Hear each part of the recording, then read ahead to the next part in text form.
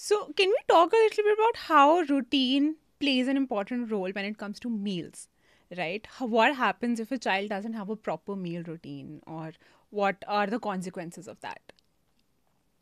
So, children like predictability, be it babies or be it toddlers. You might hear, especially a toddler who is, still learning to talk, 2.5 years. If you'll tell them, okay, now we'll do this, then we will do that, then we will do this.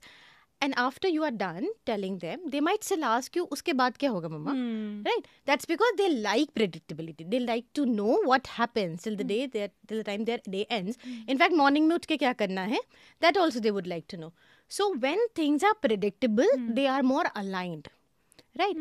Because throughout the day, their brain processes a lot. Any information they receive, which is why they need naps in the day, Yeah. so that they have that downtime which is needed. So what a routine does in a child's day is help them build the rhythm of the day. When it comes to meals, if the child knows, the routine does not have to be something strict. Say, for example, it doesn't have to be that your breakfast starts always at 9 o'clock. That's not the right approach. Your breakfast needs to start once the child has woken up, is a little, is chilling now a bit, playful, and then you start. It could be 9:30 some days, it could be 9:45, it could be 9:15, based on their wake windows or the time he has woken up. Then after breakfast, the child knows that there's snack time. So, 15-20 minute ऊपर नीचे is fine, as long as the sequence of the day is something the child is aware of. And if you will know, once you do that, you will see that your child is actually responding to meals better. Okay. Because A, they are well rested, B, the day is more predictable, and C, you are prepared. You know that if this meal has failed, I have another meal which will help him eat more or eat better. Yeah, true. Makes sense.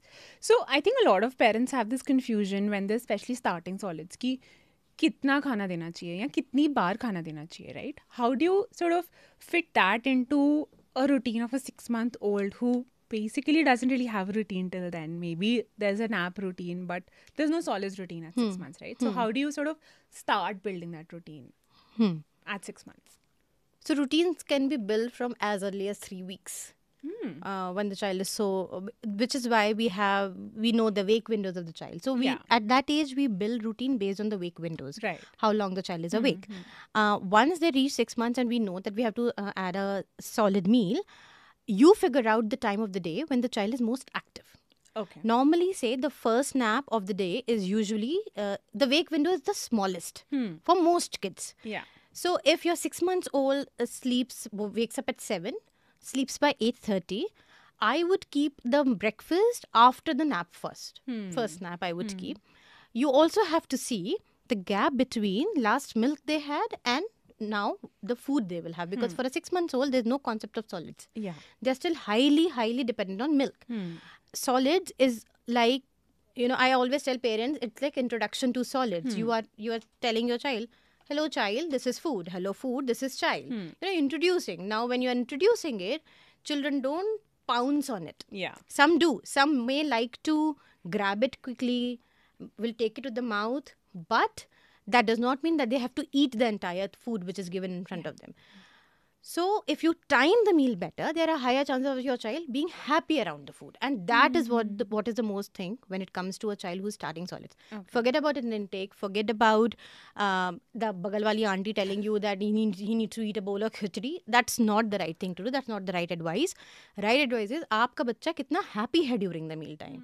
If he's any engagement with the food is fine. Squishing, just feeling the food, trying to take it to the mouth, half of the time it will fall down from his hands. The motor skills are not so developed. This is what the routines, first of all, will help him build, and a predictable time of the day, like breakfast time of the day. He'll know कि nap 1 के बाद, maybe after 2 weeks, he'll realize that this is my time to get food. Slowly he'll understand. And you will see that in a month or so, everything has gotten better. Motor skills have gotten better. Hand, mouth, eye coordination has gotten better. So this is what it does. If things are done in a rhythm. Yeah. Instead of going back and forth on it, like some days you give breakfast, some days you do lunch. Yeah. That might not help the child understand what is going to happen. Okay, so basically every day the meal should be provided in the same sequence of events. Yes, if you want it to become something as a part of the Part of daily the routine. daily Huh. routine. I mean, one of it is fine. Like you couldn't do Of the course. breakfast for whatever reasons, it's okay. You do the lunch. But most of the days, try and stick to a rhythm. That's interesting. So that basically improves the acceptability of the child also towards the meal because they know that the meal is coming Yes. next. That's nice. That's interesting. Now, a lot of times what happens is parents are concerned that my child is not eating solids, even when they're starting or maybe at 8 months, 9 months, and they feel that they're only having milk and they're not having solids because of that.